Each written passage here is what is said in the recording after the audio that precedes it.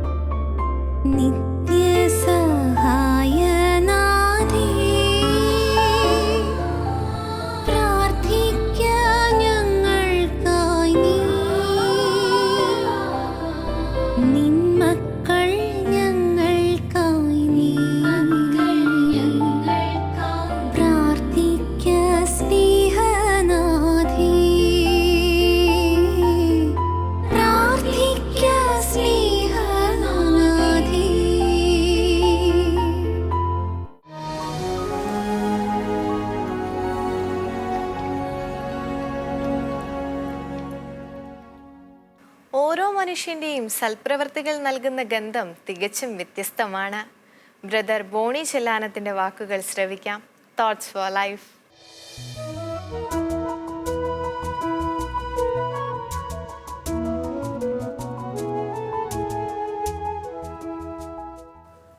ഓരോ മനുഷ്യർക്കും ഒരു ഗന്ധമുണ്ടെന്ന് പറയാറുണ്ട്. പുറമേയുള്ളൊരു മണത്തിൻ്റെ കാര്യമല്ല, മറിച്ച് അവരുടെ ജീവിതവുമായി ബന്ധപ്പെട്ട് അവരെ ഓർമ്മിച്ചെടുക്കുന്ന, അവർ നൽകുന്ന സൗരഭ്യം. ഒരു 70 വയസ്സുകാരൻ കർഷകൻ മരിച്ചപ്പോൾ അദ്ദേഹത്തിൻ്റെ ശവസംസ്കാര ചടങ്ങിൽ അച്ഛൻ അദ്ദേഹത്തെക്കുറിച്ച് 1-2 വാക്കുകളെ പറഞ്ഞു. അതിങ്ങനെയായിരുന്നു: മഴയിൽ കുതിർന്ന ചെളിമണ്ണിൻ്റെ മണം ഇഷ്ടപ്പെട്ടയാൾ. അതായിരുന്നു പാപ്പിച്ചായ. വെറുതെ ഇങ്ങനെ പാടത്ത് ചെളിമണ്ണിൻ്റെ അരികത്ത് ഇങ്ങനെ ഇരിക്കുമ്പോൾ അച്ഛൻ ചോദിക്കുമായിരുന്നു, എന്താ ഇങ്ങനെ ഇരിക്കുന്നേ? അന്നേരം അദ്ദേഹം പറയും, എനിക്ക് ഈ മഴയിൽ കുതിർന്ന ചെളിമണ്ണിൻ്റെ മണം ഇഷ്ടമാണച്ചോ, അതുകൊണ്ടിരിക്കുന്നവ. മണ്ണിനെ സ്നേഹിച്ച, മണ്ണിൻ്റെ മണത്തെ സ്നേഹിച്ച ഒരാൾ. അങ്ങനെയാണ്, അല്ലെങ്കിൽ അത്രയും മാത്രമാണ് പാപ്പിച്ചായനെക്കുറിച്ച് അച്ഛൻ പറഞ്ഞു. പള്ളിയിലെ ചടങ്ങുകൾക്ക് ശേഷം ശവമടക്കിനായി സിംതേരിയിലേക്ക് പ്രദക്ഷിണമായിട്ട് ഇറങ്ങുമ്പോൾ എവിടെന്നോ വന്നതുപോലെ പ്രതീക്ഷിക്കാത്ത രീതിയിൽ പെട്ടെന്നൊരു മഴ. ആ മഴയങ്ങ് പെയ്തു തീർന്നില്ല, അതിന് മുന്നേ തന്നെ ഈ മഴയിൽ കുതിർന്ന മണ്ണിൻ്റെ മണം അവിടെയുള്ള സകലർക്കും കിട്ടി. അവരിങ്ങനെ അത്ഭുതത്തോടെ നോക്കി, പരസ്പരം ഇങ്ങനെ നോക്കി. മഴയിൽ കുതിർന്ന മണ്ണിൻ്റെ ഗന്ധം, അത് പാപ്പിച്ചേട്ടൻ്റെ ഗന്ധമായി. അതെല്ലാവർക്കും ഇഷ്ടപ്പെടുന്ന, മണ്ണിനെ സ്നേഹിക്കുന്ന ഒരു നല്ല കർഷകൻ്റെ മണമായി. ചിലരുടെ ജീവിതത്തിൻ്റെ നന്മ അതൊരു ഗന്ധമായി മറ്റുള്ളവരുടെ ഹൃദയങ്ങളിലേക്ക് ഒരു സൗരഭ്യമായിട്ട് മാറുന്നു. മറ്റൊരു സംഭവകഥ വായിച്ചത് ഇങ്ങനെയാണ്. 2ാം ലോക മഹായുദ്ധകാലത്താണ്. യുദ്ധം ഇങ്ങനെ ശക്തി പ്രാപിച്ചു നിൽക്കുന്ന സമയം പെട്ടെന്ന് എങ്ങോട്ടോ അത്യാവശ്യ കാര്യത്തിന് വേണ്ടിയിട്ട് ഒരു എയർപോർട്ടിലേക്ക് ഒരു ജീപ്പ് പോകാനായിട്ട് നിൽക്കുന്നു. കമാൻഡർ പറഞ്ഞ പട്ടാളക്കാരെല്ലാം അതിൻ്റെ അകത്ത് പ്രവേശിച്ചു കഴിഞ്ഞു. ജീപ്പിൻ്റെ മേളിൽ ബാഗുകളെല്ലാം, അത്യാവശ്യ സാധനങ്ങൾ എന്തൊക്കെയോ പട്ടാളക്കാരെടുത്ത് കയറ്റുന്നുണ്ട്. ആ സമയത്താണ് കമാൻഡറിൻ്റെ അടുത്ത് ഒരു അടിയന്തരമായ സന്ദേശം വരുന്നത്. ആ സന്ദേശം നോക്കിയിട്ട് ഉടനെ അദ്ദേഹം ചോദിച്ചു, ജോൺസൺ ആരാണ് ജോൺസൺ? ഉടനെ ജോൺസനെ വിളിച്ചു. ജോൺസൺ ഓടി വന്നു. കമാൻഡർ പറഞ്ഞു, നിങ്ങൾ എത്രയും വേഗം ഈ ജീപ്പിൽ കയറി പോകണം. ഇത് എയർപോർട്ടിലേക്കാണ്, അവിടെ നിന്ന് ഒരു ഫ്ലൈറ്റ് ഉണ്ട്, ആ ഫ്ലൈറ്റിൽ നിങ്ങൾ എത്തണം. അപ്പോൾ എന്താ സർ, നിങ്ങൾ വേഗം കയറൂ, നിങ്ങളുടെ അച്ഛൻ വളരെ സീരിയസ് ആയിട്ട് ഹോസ്പിറ്റലാണ്, നിങ്ങളെ കാണണമെന്ന് പറയും, വേഗം പോയി കണ്ടിട്ട് തിരിച്ചു വരിക. ജോൺസൺ എന്തോ പറയാനായിട്ട് ഇങ്ങനെ തുടങ്ങി. കമാൻഡർ പറഞ്ഞു, സമയമില്ല, വേഗം കയറുക, ജീപ്പ് സ്റ്റാർട്ട് ചെയ്ത് നിൽക്കുക. ജോൺസൺ യെസ് സർ എന്ന് പറഞ്ഞു ആ നിന്ന നിൽപ്പ്, ആ ഇട്ടിരിക്കുന്ന ഡ്രസ്സ് വാർ ഫ്രണ്ടേജിൽ നിന്ന് ജീപ്പിലേക്ക് കയറി യാത്ര തുടർന്നു. ആള് എയർപോർട്ടിലെത്തി, ഫ്ലൈറ്റിൽ കയറി ഹോസ്പിറ്റലിലെത്തും. ഹോസ്പിറ്റലിൽ ചെന്ന ഉടനെ അദ്ദേഹത്തെ കാത്ത് നഴ്സുമാരുണ്ടായിരുന്നു. ചോദിച്ചു, ആരാണ്? ഞാൻ ജോൺസൺ, ഇവിടെ വരണമെന്ന് പറഞ്ഞു. യെസ്, നിങ്ങളുടെ അച്ഛൻ ഈ കഴിഞ്ഞ സമയം വരെയും ജോൺസൺ എത്തിയോ എന്ന് ചോദിച്ചുകൊണ്ടിരിക്കുകയായിരുന്നു. സർ, 1 മണിക്കൂർ മുമ്പ് അദ്ദേഹത്തിൻ്റെ ബോധം പോയി. നിങ്ങൾ അവസാനം വരെ നിങ്ങൾ വന്നോ എന്നായിരുന്നു ചോദിച്ചുകൊണ്ടിരുന്നത്. എന്തായാലും ഇപ്പോൾ ബോധം പോയിരിക്കുകയാണ്. തിരിച്ചു വരുമ്പോൾ, ബോധം തെളിയുമ്പോൾ അദ്ദേഹത്തിന് നിങ്ങളുടെ സാന്നിധ്യം വളരെ സന്തോഷം നൽകും. നിങ്ങൾ വേഗം വരൂ. ഐസിയുലായിരുന്ന ജോൺസന്റെ അപ്പൻ്റെ അടുത്തേക്ക് ജോൺസനെ നേഴ്സുമാർ കൂട്ടിക്കൊണ്ടുപോകുന്നു. വേഗത്തിൽ ചെന്നു ജോൺസൺ. ഓടി ചെല്ലുമ്പോൾ ബോധരഹിതനായി കിടക്കുന്ന പ്രായമായ വൃദ്ധനായ അപ്പച്ചൻ. നേഴ്സ് ഓടിച്ചെന്ന് അദ്ദേഹത്തിൻ്റെ ചെവിയിൽ പറഞ്ഞു, അപ്പച്ച, മോൻ വന്നു, ജോൺസൺ വന്നു. ആ സ്വരം കേട്ട ഉടനെ ആ കൈകളൊന്ന് ചലിച്ചു. വേഗത്തിൽ ആ നേഴ്സ് ആ കൈ ഇങ്ങനെ പിടിച്ചിട്ട് ജോൺസന്റെ കൈയും കൂടി ചേർത്ത് പിടിപ്പിച്ചു. ജോൺസന്റെ കയ്യിൽ ഇങ്ങനെ വൃദ്ധനായ അപ്പച്ചൻ മുറുകെ പിടിച്ചു. കൈ വിടാൻ മനസ്സില്ലാത്ത രീതിയിൽ ഇങ്ങനെ പിടിച്ചു. നേഴ്സ് പറഞ്ഞു, കുറെ നാളുകളായിട്ട് കാണുന്നതല്ലേ, എന്തായാലും നിങ്ങളാണെന്നറിഞ്ഞപ്പോൾ ആ ശരീരത്തിനൊരു ബലം വന്നിട്ടുണ്ട്. ഒരു കാര്യം ചെയ്യൂ, നിങ്ങളിവിടെ ഇരിക്കൂ, ആ കൈ ചേർത്ത് തന്നെ പിടിക്കൂ. നേഴ്സ് ഒരു ചെയർ അദ്ദേഹത്തിനായിട്ട് നൽകി. ജോൺസൺ അവിടെ ഇങ്ങനെ ആ പ്രായമായ അപ്പച്ചൻ്റെ കൈ പിടിച്ച് ഇങ്ങനെ ഇരുന്നു. പ്രിയമുള്ളവരെ, ആ ഇരിപ്പ് ജോൺസൺ ഇരിക്കേണ്ടി വന്നത് നീണ്ട 26 മണിക്കൂറുകളാണ്. 26 മണിക്കൂറുകൾ ഈ കൈ ഇങ്ങനെ ചേർത്ത് പിടിച്ചിട്ട് വിടാതെ ആ വൃദ്ധനായ അപ്പൻ പിടിച്ചു വെച്ചുകൊണ്ടിരുന്നു. 26 മണിക്കൂറുകൾക്ക് ശേഷം എന്താ സംഭവിച്ചത്? ആ വൃദ്ധനായ അപ്പച്ചൻ ഈ ലോകത്തോട് വിട പറഞ്ഞു. അദ്ദേഹം അന്ത്യശ്വാസം വലിച്ച് ഈ ഭൂമിയിൽ നിന്ന് പരലോകത്തേക്ക് യാത്രയായി. അദ്ദേഹം മരിച്ചു കഴിഞ്ഞപ്പോൾ പതുക്കെ മുറുകെ പിടിച്ചിരുന്ന കൈ ഇങ്ങനെ അയഞ്ഞു. അയഞ്ഞ കൈകൾ ജോൺസൺ താഴേക്ക് വെച്ചു. 26 മണിക്കൂർ, നീണ്ട 26 മണിക്കൂറുകൾ പ്രായമായ അപ്പൻ്റെ കൂടെ ഇരുന്ന ജോൺസൺ പതുക്കെ എഴുന്നേറ്റു. നഴ്സുമാർ പറഞ്ഞു, അദ്ദേഹം ഈ ലോകത്തോട് വിടവാങ്ങി, മരിച്ചിരിക്കുന്നു. അവരുടെ തിരക്കുകൾ ഒഴിഞ്ഞപ്പോൾ ജോൺസൺ ആ നേഴ്സിനോട് പറഞ്ഞു, സിസ്റ്റർ, ഇനി ഞാനൊരു സത്യം പറയട്ടെ. സത്യത്തിൽ ഈ മനുഷ്യൻ ആരാണെന്ന് എനിക്കറിയില്ല. വാർഫ്രണ്ടേജിൽ നിന്ന് ഒരു ജോൺസനെ വിളിച്ചു. ഇത് മറ്റേതോ ജോൺസന്റെ അപ്പനാണ്. നേഴ്സ് പറഞ്ഞു, നിങ്ങൾ എന്തുകൊണ്ടത് പറഞ്ഞില്ല? സിസ്റ്റർ, ഞാനിവിടെ വരുമ്പോൾ ഈ അപ്പച്ചന് ബോധമില്ലായിരുന്നു. എൻ്റെ കൈ ചേർത്ത് നിങ്ങൾ പിടിച്ചപ്പോൾ അപ്പൻ അത് ബലത്തിൽ പിടിച്ചു. ഒരിക്കലും ഇനി പട്ടാളത്തിലായിരിക്കുന്ന ഇദ്ദേഹത്തിൻ്റെ യഥാർത്ഥ മകൻ ജോൺസൺ വരാൻ സാധ്യതയില്ലെന്ന് എനിക്കറിയാമായിരുന്നു. ഈ അബോധാവസ്ഥയിൽ തൻ്റെ മകൻ ജോൺസണാണ് തൻ്റെ അടുത്തിരിക്കുന്നത് എന്ന് അറിഞ്ഞ് ആ ഒരു വിചാരത്തിൽ സന്തോഷത്തോടെ ഈ അപ്പൻ മരിക്കട്ടെ എന്ന് കരുതി. അതുമാത്രമല്ല, ഞാനിങ്ങനെ 26 മണിക്കൂറുകളോളം ഈ കൈ ഇങ്ങനെ ചേർത്ത് പിടിച്ചിരിക്കുമ്പോൾ ഒരു മനുഷ്യൻ്റെ മരണനേരത്ത് സ്വർഗവും ഭൂമിയും കൂടി ആ മനുഷ്യന് വേണ്ടി ഒരു വടംവലി നടത്തുമ്പോൾ ദൈവത്തിൻ്റെ സാന്നിധ്യം ഈ ഭൂമിയിൽ വരുന്ന സമയമാണ്. അന്നേരം ആ ദൈവസാന്നിധ്യം നൽകുന്ന ഒരു സൗരഭ്യമുണ്ട് സിസ്റ്റർ. ആ സൗരഭ്യത്തിൻ്റെ നിറവിൽ 26 മണിക്കൂറുകൾ കടന്നുപോയത് ഞാൻ അറിഞ്ഞില്ല.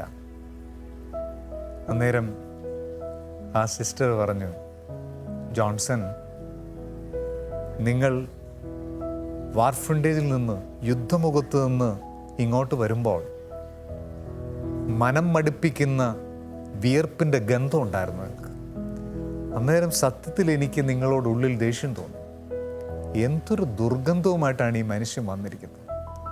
പക്ഷെ ഇപ്പോൾ നിങ്ങളുടെ അച്ഛനല്ലാത്ത ഒരാളുടെ കൂടെ കഴിഞ്ഞ 26 മണിക്കൂറുകൾ നിങ്ങൾ ക്ഷമയോടെ സഹനത്തോടെ ആ മനുഷ്യന് വേണ്ടി നിങ്ങൾ സ്വസ്ഥമായി ഇരുന്നത് കാണുമ്പോൾ നിങ്ങളുടെ ഗന്ധം എനിക്ക് സൗരഭ്യമായി തോന്നുന്നു. ആ ഗന്ധത്തെ ഞാൻ ഇഷ്ടപ്പെടുന്നു. ആ ഗന്ധം ദൈവത്തിൻ്റെ സൗരഭ്യമായിട്ട് എനിക്ക് തോന്നുന്നു. പ്രിയമുള്ളവരെ, ഓരോ മനുഷ്യൻ്റെയും സൽപ്രവൃത്തികൾ നൽകുന്നൊരു ഗന്ധമാണ് മറ്റു മനുഷ്യർക്ക് സൗരഭ്യമായി തോന്നുന്നത്. സെയിൻറ്റ് പോള് കൊറിന്തോസ്കാർക്ക് എഴുതിയ ലേഖനത്തിൽ പറയുന്നുണ്ട്, ക്രിസ്തുവിൻ്റെ ജ്ഞാനത്തിൻ്റെ പരിമളമാകാനാണ് നിങ്ങളുടെ വിളി. ക്രിസ്തുവിൻ്റെ പരിമളമാകാൻ. സത്യത്തിൽ നമ്മൾ പറഞ്ഞു കേട്ടിട്ടുണ്ടാകും, ക്രിസ്തുവിൻ്റെ ഗന്ധമുള്ളയാൾ. ക്രിസ്തുവിൻ്റെ പ്രവൃത്തികൾ നമ്മുടെ ജീവിതത്തിൽ നിന്ന് പുറത്തേക്ക് വരുമ്പോൾ അത് സ്വീകരിക്കുന്ന മനുഷ്യർക്ക് സൗരഭ്യമായി മാറുന്നു. അത് ക്രിസ്തുവിൻ്റെ ഗന്ധമായിട്ട് അവർക്ക് തോന്നും. ആ തച്ചൻ്റെ അതേ ഗന്ധം ചില ജീവിതത്തിൻ്റെ നിലപാടുകൾ, ചില ജീവിതത്തിൻ്റെ സമർപ്പണത്തിൽ നമുക്ക് ക്രിസ്തുവിൻ്റെ ഗന്ധമായിട്ടത് തോന്നും. ചില ചെറുപ്പക്കാരായ മനുഷ്യർ അത്തരത്തിൽ സൗരഭ്യം പരത്തി ജീവിക്കുന്നുണ്ട്. ചെറുപ്പക്കാരായ ചില മനുഷ്യർ ചില തീരുമാനങ്ങളിൽ. ഞാൻ ഓർത്തു പോവുകയാണ്, സംസാരിക്കാനും കേൾക്കാനും കഴിവില്ലാത്ത ഒരു പെൺകുട്ടി. അവളുടെ വീടിനടുത്ത് ജോലിക്ക് വന്ന ഒരു ചെറുപ്പക്കാരൻ അവളെ കാണുന്നു. ദാരിദ്ര്യം പിടിച്ചൊരു കുടുംബം.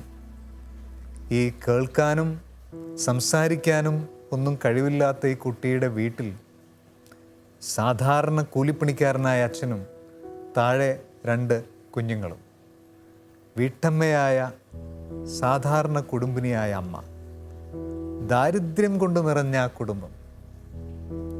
ഈ അടുത്ത വീട്ടിൽ ജോലിക്ക് വന്ന ചെറുപ്പക്കാരന് ഉള്ളിൻ്റെ ഉള്ളിലൊരു തോന്നലുണ്ടാകുകയാണ്, എന്തുകൊണ്ട് ഈ കുഞ്ഞിന്, ഈ പെൺകുട്ടിക്കൊരു ജീവിതം കൊടുത്തുകൂടാ?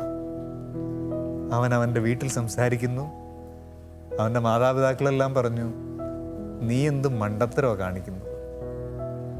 നിനക്ക് എല്ലാ തരത്തിലും കഴിവുണ്ട്, പിന്നെ നീ സംസാരിക്കാനും കേൾക്കാനും കഴിവില്ലാത്തൊരു പെൺകുട്ടിയെ കല്യാണം കഴിക്കേണ്ട കാര്യമുണ്ടോ? അവൻ എന്നിട്ടും അവൻ്റെ നിലപാടിൽ തന്നെ ഉറച്ചു നിന്നു. നമുക്കറിയാം, അവൻ നമുക്ക് നൽകുന്നത് ക്രിസ്തുവിൻ്റെ സൗരഭ്യമാണ്. ജീവിതത്തിലെ ചില പ്രത്യേക നിലപാടുകളിൽ, ചില പ്രത്യേകമായ തീരുമാനങ്ങളിൽ നമ്മൾ കൂടെയുള്ളവർക്ക് കൊടുക്കുന്നത് ഈ നന്മയുടെ സൗരഭ്യമാണ്. അതെ, നമ്മുടെ ഗന്ധം മറ്റു മനുഷ്യർക്ക് സൗരഭ്യമായി തീരട്ടെ. അങ്ങനെ ക്രിസ്തുവിൻ്റെ ഗന്ധം അവർ തിരിച്ചറിയട്ടെ. അതിനുവേണ്ടി ആഗ്രഹിക്കാം. ആമേൻ.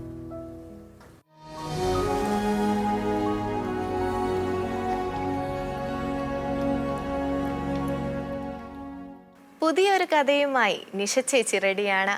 കാണാം പോസിറ്റീവ് വൈബ്സ്.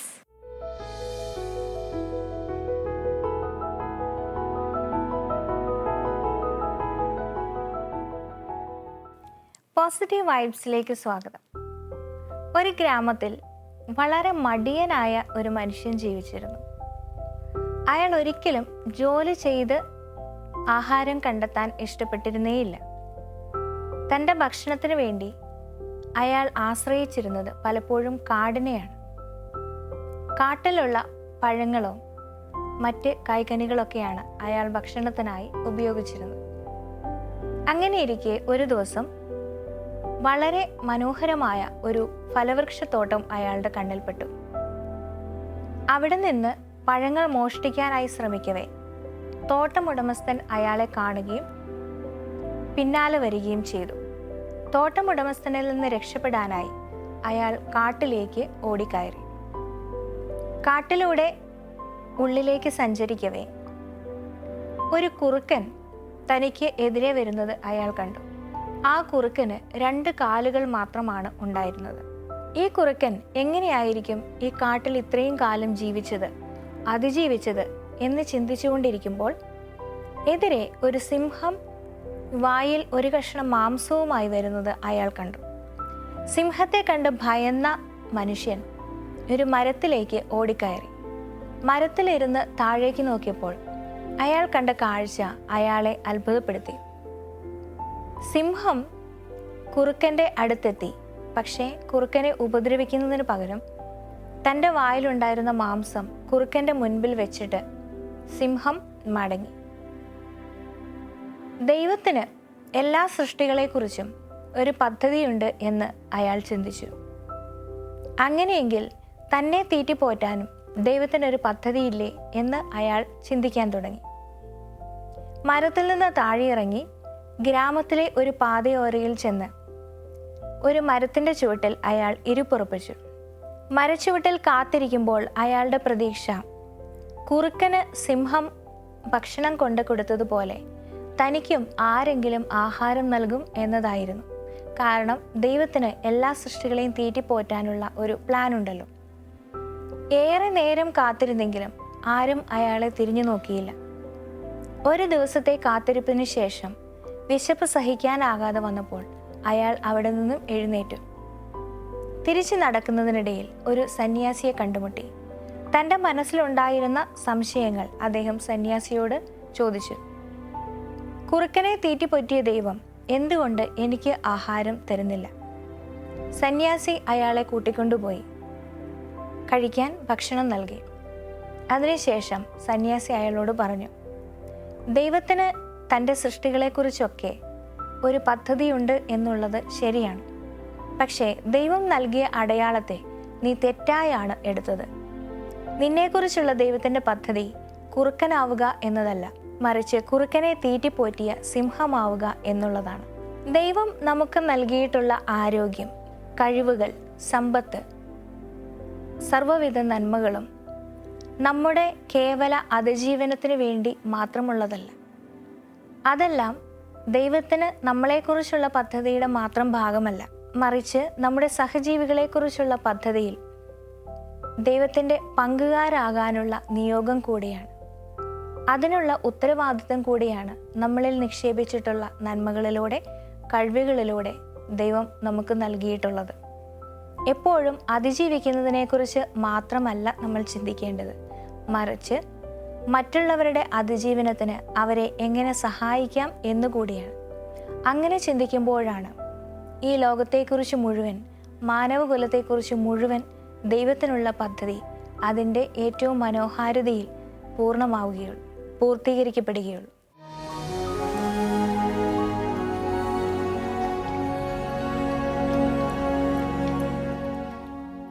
നാം സ്നേഹം മൂലം ദൈവത്തെ ഭയപ്പെടണം, ഭയം മൂലം അവിടുത്തെ സ്നേഹിക്കരുത്.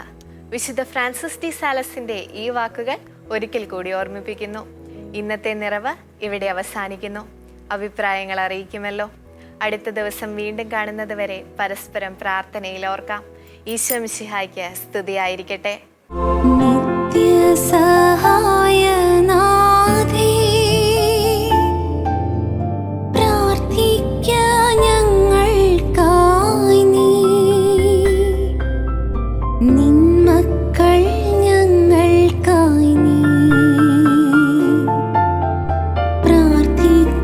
സ്നേഹനാഥേ,